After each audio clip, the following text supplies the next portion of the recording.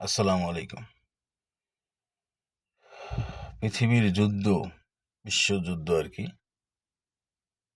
এক রাষ্ট্রের সাথে আরেকটা রাষ্ট্রের যুদ্ধ, প্রতিবেশী অসহযোগিতা। সর্বকিছু মিলে আমি চিন্তা করে দেখলাম, বাংলাদেশ এরকম একটা যুদ্ধের দিকে যাইতেছে। আল্লাহ নাও করুক, এরকম একটা যুদ্ধ দিকে হয়তোবা যাইতেছে। সেটা ভবিষ্যৎ। আমি বলব না একেবারে কাছে বা একেবারে দূরে। কিন্তু ধারণাটা অনেক সুন্দর আরকি। অতীত থেকে বলা যায় বা ভবিষ্যতে এরকম হইতে পারে, যেমন ইসরায়েল আর ফিলিস্তিনের যে বিষয়টা। শুনছি ইসরায়েলের কোনো নির্দিষ্ট কোনো জায়গা বা কোনো কিছু নাই। এই ইহুদিরা অন্য একটা রাষ্ট্র থেকে আইসা ফিলিস্তিনে একটা ভূখণ্ডে বা একটা জায়গায় জায়গা দিছে।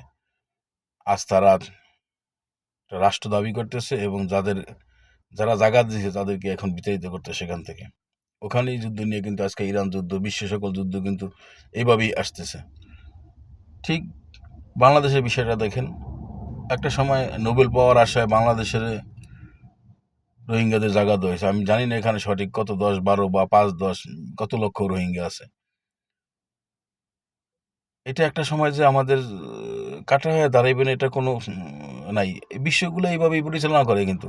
যুদ্ধগুলো এইভাবেই হয়। আপনাকে সাহায্য করবে, আর্থিকভাবে সাহায্য করবে, আবার লোক উঠাইয়া দিয়া এখান থেকেই সূত্র। যখন আপনাকে খাইতে না পারবে, ধ্বংস করতে না পারবে, তখন এরকম সিস্টেমে ধ্বংস করবে। আমি সব জিনিসগুলো জরিপ করে দেখছি এরকমই। শুধু এই যে ইসরাইল আর এই ফিলিস্তিনের চিন্তাটা একবার করে দেখেন। আন্তর্জাতিক মিডিয়া মানে আন্তর্জাতিক মহলগুলো এইভাবেই ধ্বংস করে। কখন কার উপরে ধ্বংস করবে তাকে একটা সিস্টেমে আগায় নিয়ে করবে। রোহিঙ্গাদের খাবারের টাকা দিতেছে নাকি কি দিচ্ছে, বিভিন্ন কিছু ভাবে দিয়া রাখছে সরকারের কাছে ইয়া করিয়া। এবং সরকার দেখেন, একটা দেশের সরকার কার কাছে প্রশ্ন করে? নিজের ক্ষমতা বলে নিজে এত বড় রিস্কটা নিছে। এটা একটা সময় যদি গলা কাটা হয়ে যায়, তখন এই প্রশ্ন এইটার দায়ভার কে নিবে? এজন্য দলের মধ্যে, এইজন্য দেশ এবং রাষ্ট্রের মধ্যে বিরোধী দল থাকলে বা ভিন্ন মতের লোক থাকলে যেকোনো রাষ্ট্রে বড় সিদ্ধান্ত নিতে হলে সবাইকে নিয়ে নিতে হয়। এই যদি রোহিঙ্গাদের কোনো আজ পর্যন্ত পারছে রোহিঙ্গা কেউ সঠিক ফয়সালা দিতে?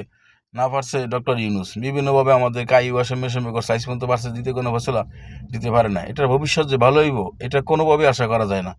রাষ্ট্রের জন্য হুমকি স্বরূপ। কিন্তু কেউ নোবেল পাওয়ার আশায় রাষ্ট্রের মধ্যে এত বড় একটা মানে রাষ্ট্রের নিজেদেরই চলতে যেখানে কষ্ট, তো রাষ্ট্রের মধ্যে এরকম একটা বড় জায়গায় জায়গা দেওয়া, সেটা একটা সময় আপনি কিভাবে বিতাড়িত করবেন? কোনোভাবে বিতাড়িত করতে পারবেন না। কোনো সুযোগ নেই সেটা বিতাড়িত করার।